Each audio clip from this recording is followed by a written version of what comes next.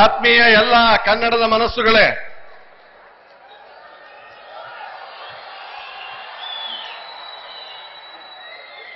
ಬೆಳಗಿನ ಹೊತ್ತು ಮಾನ್ಯ ಮುಖ್ಯಮಂತ್ರಿ ಸಿದ್ದರಾಮಯ್ಯನವರು ಬಂದು ಉದ್ಘಾಟನೆ ಮಾಡಿದ್ದಾರೆ.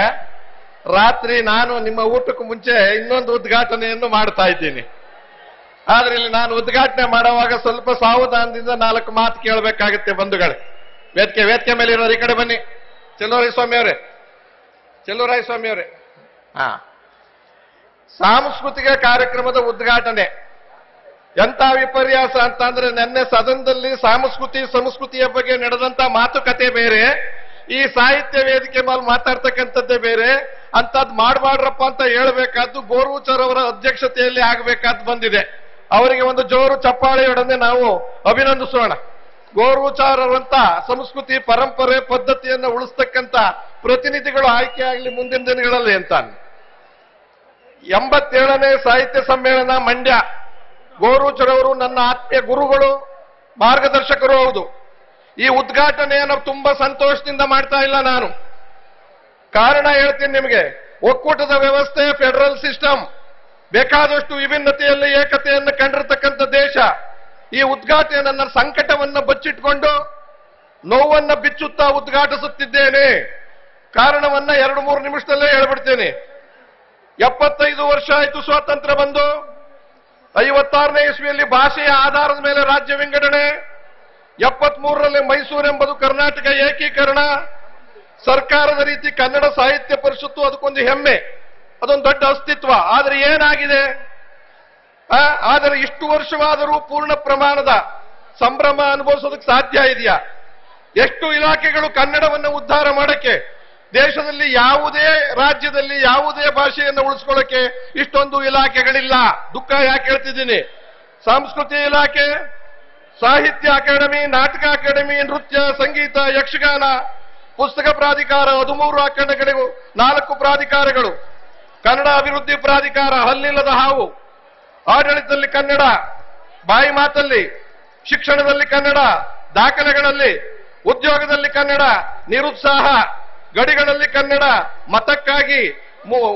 ಮತಕ್ಕಾಗಿ ನಾವು ಮಾರಾಟವಾಗಿದ್ದೇವೆ, ಸರ್ಕಾರದಲ್ಲಿ ಕನ್ನಡ ತಾತ್ಸಾರ, ಆಡಳಿತದಲ್ಲಿ ಕನ್ನಡ ಉದಾಸೀನ, ಆಡಳಿತ ಕೇಳಿರುವೆ, ಖಾಸಗಿಯವರು ಚುನಾವಣೆ ಕಾಸಿಗಾಗಿ ಕೊಂಡುಕೊಂಡಿದ್ದಾರೆ, ವಲಸಿಗರಲ್ಲಿ ವ್ಯಾಪಾರಿಗಳಲ್ಲಿ ತಲೆಬಾಗಿರುವುದು ಭಯವೇ ಇಲ್ಲ, ಕನ್ನಡದ ಮೇಲೆ ದಾಳಿ. ನಾಚಿಕೆ ಆಗಬೇಕು ಯಾರಿಗೆ? ನಮಗೆ ನಿಮಗೆ ಅಲ್ಲ, ಅಧಿಕಾರದಲ್ಲಿರುವವರಿಗೆ, ಆಡಳಿತ ನಡೆಸುವವರಿಗೆ, ವಲಸೆ ವ್ಯವಹಾರ ದರ ಇಲ್ಲ ಬದುಕೊಂಡು ಬಂದಿದ್ದವರಿಗೆ. ತಪ್ಪು ಯಾರದಿಲ್ಲಿ? ನೇರವಾಗಿ ಹೇಳ್ತೀನಿ, ಸರ್ಕಾರದ್ದು ತಪ್ಪು. ಅನುಷ್ಠಾನ ಮಾಡದೆ 75 ವರ್ಷ ಕಳೆದಿದ್ದೀರಲ್ಲ, ಈಗ ಹೋರಾಟ ಮಾಡಬೇಕ ನಾವು. ಅಧಿಕಾರಿಗಳದ್ದು ತಪ್ಪು, ವಲಸಿಗರದು ತಪ್ಪು, ವ್ಯಾಪಾರಸ್ಥರದ್ದು ತಪ್ಪು. ಶಿಕ್ಷಣದ ವ್ಯಾಪಾರ ಯಾಕಾಗಿದೆ ಇವತ್ತಿನ ದಿವಸ? ಎಂಎಲ್ಎಗಳು, ಎಂಪಿಗಳು, ಎಂಎಲ್ಸಿಗಳು, ಪ್ರಾಧಿಕಾರದ ಬೇರೆ ಬೇರೆ ರೀತಿಯಲ್ಲಿ ಪ್ರತಿನಿಧಿಗಳಾಗಿರ್ತಕ್ಕಂಥವರ ಮಾಲೀಕರತ್ವದಲ್ಲಿ ಶಿಕ್ಷಣ ಇರೋದ್ರಿಂದ ಶಿಕ್ಷಣದಲ್ಲಿ ಕನ್ನಡ ಉದ್ಧಾರ ಆಗುತ್ತಾ ಹೇಳಿ? ನೀವೇ ಈ ದಂಧೆ ಯಾರಿಂದ ಆಗ್ತಾ ಇದೆ? ನಾವು ನೀವು ಅಲ್ಲ. ಸಾಂಸ್ಕೃತಿಕ ಲೋಕ ಶಿಕ್ಷಣದಲ್ಲಿ ಒಂದು ಮಾತು ಹೇಳಿದ್ದಾರೆ ಮಾನ್ಯ ಮಂತ್ರಿಗಳು, ಬೆಳಗ್ಗೆ ಹೇಳಿದ್ದಾರೆ, ಇಲ್ಲಿ ನಾವು ಉದ್ಧಾರ ಮಾಡ್ತಾ ಇದ್ದೀವಿ ಕನ್ನಡವನ್ನ. 60,000 ಶಿಕ್ಷಕರ ನೇಮಕ ಆಗಿಲ್ಲ ಕನ್ನಡ ಪ್ರಾಥಮಿಕ ಮತ್ತು ಮಾಧ್ಯಮಿಕ ಶಾಲೆಗಳಲ್ಲಿ. ಮಾಧ್ಯಮದಲ್ಲಿ ಶಿಕ್ಷಕರೇ ಇಲ್ಲದೆ ಇದ್ದಾಗ ಶಿಕ್ಷಣದ ಉದ್ಧಾರ ಹೇಗಾಗುತ್ತೆ? 60,000. ಆಮೇಲೆ ಇನ್ನೊಂದು ಹೇಳ್ತಾರೆ, ಸದ್ಯಕ್ಕೆ ಅವರನ್ನ ಭರ್ತಿ ಮಾಡಲ್ಲ, ದುಡ್ಡಿಲ್ಲ. ಕನ್ನಡ ಉದ್ಧಾರ ಹೇಗಾಗುತ್ತೆ ಅಲ್ವಾ? ಆಂಗ್ಲ ಮಾಧ್ಯಮಗಳ ಹಾವಳಿ, ಕನ್ನಡ ಶಾಲೆಗಳ ಅವನತಿ, ಖಾಸಗಿಯವರ ದಂಧೆ. ಶಿಕ್ಷಣ ಮಂತ್ರಿ ಇದನ್ನ ನಮ್ಗೆ ಹೇಳಿದ್ದಾರೆ.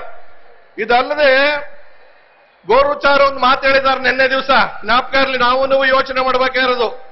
ಡೆಲ್ಲಿಯಲ್ಲಿ ಶಾಲೆಗಳು, ಸರ್ಕಾರಿ ಶಾಲೆಗಳು 100ಕ್ಕೆ 100 ಪರ್ಸೆಂಟೇಜ್ ರಿಸಲ್ಟ್ ಬರೋದಾದ್ರೆ ಕರ್ನಾಟಕದಲ್ಲಿ 60% ರಿಸಲ್ಟ್ ಯಾಕೆ ಬರ್ತಿದೆ? ವ್ಯವಸ್ಥೆ ಇಲ್ಲ, ಸ್ಕೂಲ್ಗಳಿಲ್ಲ, ಬಿಲ್ಡಿಂಗ್ ಇಲ್ಲ, ಮೇಸ್ಟ್ರ್ ಇಲ್ಲ, ಟೀಚರ್ ಇಲ್ಲ. ಖಾಸಗಿಯಲ್ಲಿ ದುಡ್ಡು ಕೊಟ್ಟು ಓದ್ತಾರೆ, ಅವರು ಪಾಸ್ ಆಗ್ತಾರೆ. ಇವರು 32% ಫೇಲ್ ಆಗಿದ್ದಾರೆ ನಮ್ಮ ಕನ್ನಡ ಮಾಧ್ಯಮದಲ್ಲಿ. ಫೇಲ್ ಆಗೋದು ವಿದ್ಯಾರ್ಥಿಗಳಲ್ಲ, ಪೋಷಕರಲ್ಲ, ಸರ್ಕಾರ ಫೇಲ್ ಆಗಿರೋದು, ವ್ಯವಸ್ಥೆ ಫೇಲ್ ಆಗಿರೋದು, ಅನುಕೂಲ ಫೇಲ್ ಆಗಿರೋದು, ಸೌಲಭ್ಯ ಫೇಲ್ ಆಗಿರ್ತಕ್ಕಂಥದ್ದು. ಈ ವಿಚಾರವನ್ನ ಸರ್ಪ್ಲಸ್ ಬಜೆಟ್ ಕೊಟ್ಟು ಕೇಜ್ರಿವಾಲ್ ಅವರ ವಿಚಾರವನ್ನ ಪ್ರಸ್ತಾಪ ಮಾಡಿದ್ದಾರೆ. ಕೇಜ್ರಿವಾಲ್ ಮಾಡಕ್ ಸಾಧ್ಯ ಇದ್ದ ಡೆಲ್ಲಿಲಿ, ಸಿದ್ದರಾಮಯ್ಯನವರೇ ನಿಮಗೆ ಯಾಕೆ ಸಾಧ್ಯ ಇಲ್ಲ? ಸಿದ್ದರಾಮಯ್ಯನ ಮಂತ್ರಿಮಂಡಲದಲ್ಲಿ ನಿಮಗೆ ಯಾಕೆ ಸಾಧ್ಯ ಇಲ್ಲ? ಹೇಳಿದ ಮಾತಂತೆ ನಡೆಯಕ್ಕೆ ಸರ್ಕಾರದ ರಿಸಲ್ಟ್ಗಳು ನೋಡಿ. ನಾವು ಮಕ್ಕಳ ಮೇಲೆ ಹಾಕ್ತೀವಿ ಫೇಲ್ ಆದ್ರು ಅಂತ. ಸ್ಕೂಲ್ ಇಲ್ಲ, ಬಿಲ್ಡಿಂಗ್ ಇಲ್ಲ, ಕಟ್ಟಡ ಇಲ್ಲ, ಮೇಸ್ಟ್ರ್ ಇಲ್ಲ, 60,000. ಅವ್ರು ಯಾವ ರೀತಿ ಮಾರ್ಕ್ಸ್ ತೆಗಿಬೇಕು? ಸರ್ಕಾರಿ ಶಾಲೆಯಲ್ಲಿ 35% ತಗೊಂಡವನೇ 100ಕ್ಕೆ 100 ತಗೊಂಡಂಗೆ ಅನುಕೂಲ ಇಲ್ಲದೆ ತಗೊಂಡಿರ್ತಾರೆ ಅವರು. ನೀವು ಅದನ್ನು ಯೋಚನೆ ಮಾಡಬೇಕಾಗಿದೆ. ಫೇಲ್ ಆಗಿರೋ ನೀವು ಹುಡುಗರ ಕಾರಣ ಅಲ್ಲ, ಪೋಷಕರ ಕಾರಣ ಅಲ್ಲ, ಮತ್ತೆ ವ್ಯವಸ್ಥೆ ಕಾರಣ. ಅದಾದ್ಮೇಲೆ ಅವರಿಗೆ ನಮಗೆ ಒಂದು ಹೇಳ್ತೀನಿ, ಕನ್ನಡ ಅಭಿವೃದ್ಧಿ ಪ್ರಾಧಿಕಾರ ಇದೆ, ನಾನು ಇದ್ದೆ 6 ವರ್ಷ. ಏನು ಬೇಕಾದ್ರೂ ತಪ್ಪು ಹುಡುಕ್ಬೋದು, ಶಿಕ್ಷೆ ಕೊಡೋ ಅಧಿಕಾರ ಇಲ್ಲ. ಶಿಕ್ಷೆ ಕೊಡೋ ಅಧಿಕಾರ ಇಲ್ಲದೆ ಇದ್ಮೇಲೆ ಅಧಿಕಾರಿಗಳನ್ನು ಶಿಕ್ಷಿಸೋರು ಯಾರು, ದಂಡಿಸೋರು ಯಾರು? ಮುಗಿಸ್ತಾ ಇದ್ದೀನಿ, ಯೋಚನೆ ಮಾಡಬೇಡಿ. ನೋಡಿ, ಅವ್ರದ್ದು ಸ್ವಲ್ಪ ಸರ್ಕಾರಕ್ಕೇನೋ ಚಿಗುಟ್ಟಿದ್ದಿಲ್ಲ, ಬೇಡ ಬೇಡ ಅಂತ ಹೇಳಕ್ ಬಂದವ್ರಿ. ಬೇಡ ಬೇಡ ಹಂಗೆಲ್ಲ ಆಗಲ್ಲ, ಹೇಳ್ಬೇಕಾದ್ ಹೇಳಲೇಬೇಕಾಗತ್ತೆ. ಅಲ್ರಿ, ಹುಡುಗರು ಫೇಲ್ ಆಗ್ತಾರಲ್ಲ, ನೀವು ಸ್ಕೂಲ್ ಸರಿಯಾಗಿ ಇಟ್ಟಿದ್ರೆ ಹುಡುಗರು ಯಾಕೆ ಫೇಲ್ ಆಗ್ತಿದ್ರು? ಯೋಚನೆ ಮಾಡ್ಬೇಕಲ್ವಾ? ಅಪ್ಪ ಅಮ್ಮನ್ ಬೈತೀವಿ, ಮಕ್ಕಳು ಬೈತೀವಿ. ಮಕ್ಕಳಲ್ಲಿ ಓದ್ತಾರೆ, ದೊಡ್ಡ ದೊಡ್ಡ ಶಾಲೆಗಳಲ್ಲಿ ಲಕ್ಷಾಂತರ ಕೊಟ್ಟು ಹೋಗ್ತಾರೆ. ಆಮೇಲೆ ಇವತ್ತು IAS ಆಗೋರು ಯಾರು, IPS ಆಗೋರು ಯಾರು, ಇಂಜಿನಿಯರ್ ಆಗೋರು ಯಾರು, ಡಾಕ್ಟರ್ ಆಗೋರು ಯಾರು? ನಮ್ಮನೆ ಹಣ್ಣು ಮಾರೋರ್ ಮಕ್ಕಳ, ನಮ್ಮನೆ ಗಾರೆ ಕೆಲಸದ ಮಕ್ಕಳ, ಇವ್ರ ಮಕ್ಕಳು, ನನ್ನ ಮಕ್ಕಳು, ಮುಖ್ಯಮಂತ್ರಿಗಳ ಮಕ್ಕಳು, ಆ ತರದವ್ರ ಮಕ್ಕಳು. ಇದನ್ನ ತಪ್ಪಿಸ್ಬೇಕು. ನಮ್ಮಲ್ಲಿ ಜ್ಞಾನ ಇಲ್ವಾ, ಬುದ್ಧಿ ಇಲ್ವಾ? ನಮ್ಮ ವಿದ್ಯಾರ್ಥಿಗಳಿಗೆ ಬುದ್ಧಿ ಇದೆ, ದುಡ್ಡಿಲ್ಲ. ಅದನ್ನ ಸರಿ ಮಾಡಿದ್ರೆ ಮಾತ್ರ ಶಿಕ್ಷಣ ಶಾಖೆ ಅನುಕೂಲ ಆಗುತ್ತೆ.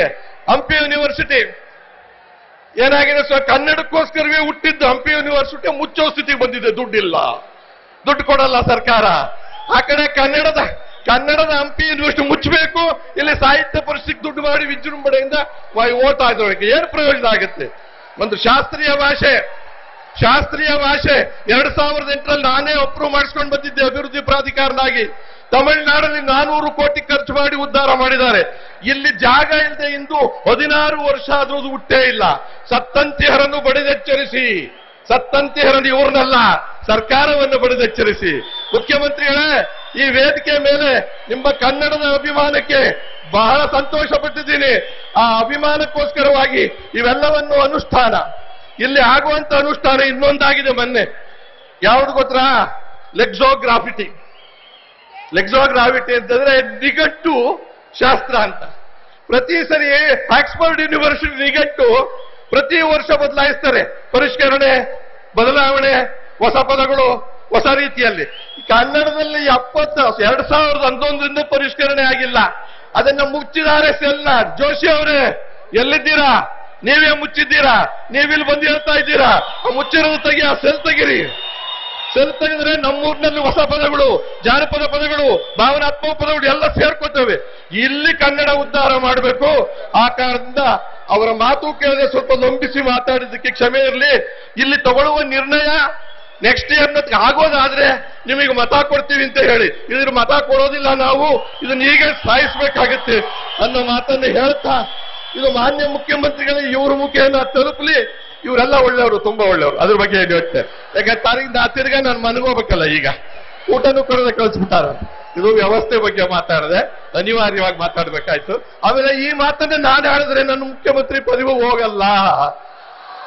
ಹಾಗಾಗಿ ಮುಖ್ಯಮಂತ್ರಿಗಳು ಮಾತು ಕೊಡಲ್ಲ, ನಾನು ಮಾತು ಕೊಡ್ತಾ ಇದ್ದೀನಿ. ಧನ್ಯವಾದಗಳು, ಒಳ್ಳೆಯದಾಗಲಿ ನೀವೆಲ್ರಿಗೂ.